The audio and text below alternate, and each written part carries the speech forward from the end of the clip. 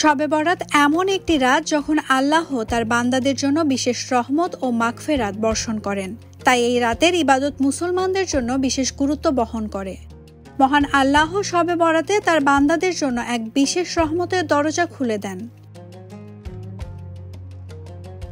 শবে বরাত শব্দের অর্থ হলো মুক্তির রাত। এটি এমন এক বরকতময় রাত যেখানে আল্লাহ তাআলা তার বান্দাদের বিশেষভাবে ক্ষমা করেন ও রহমতের দরজা উন্মুক্ত করে দেন।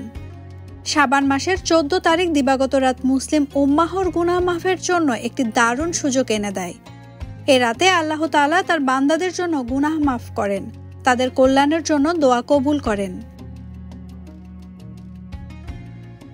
এই রাতের ফজিলত সম্পর্কে হযরত মুয়াজ ইবনে জাবাল রাদিয়াল্লাহু তাআলা আনহু থেকে বর্ণিত রাসূল সাল্লাল্লাহু আলাইহি ওয়াসাল্লাম বলেছেন, অর্ধ শাবানের রাতে আল্লাহ তাআলা তার সৃষ্টি জগতের প্রতি মনোযোগ দেন এবং মুশরিক ও বিদ্বেষ ভাবাপন্ন ব্যক্তি ছাড়া সবাইকে ক্ষমা করে দেন।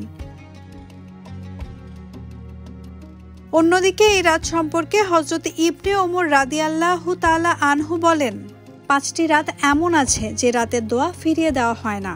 সেগুলো হলো জুমার রাত, রজবের প্রথম রাত, শাবানের 14 তারিখ রাত ও 2 ঈদের রাত। হাদিসে এই রাতে ইবাদত করে পরদিন রোজা রাখার কথা বলা হয়েছে। এ বিষয়ে হযরত আলী রাদিয়াল্লাহু তাআলা আনহু থেকে একটি হাদিস বর্ণিত হয়েছে। রাসূল সাল্লাল্লাহু আলাইহি ওয়াসাল্লাম বলেছেন, 15 শাবানের রাত যখন আসে তখন তোমরা এই রাতটি ইবাদত বন্দেগীতে কাটাও এবং দিনের বেলায় রোজা রাখো।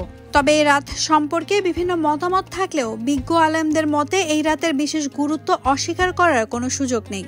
এটি এমন একটি রাত যখন আল্লাহ তাআলা তার বান্দাদের প্রতি বিশেষ দয়া প্রদর্শন করেন এবং তাদের তওবা ও দোয়া কবুল করেন। নাওমিন নাসরিন, ডেইলি সান।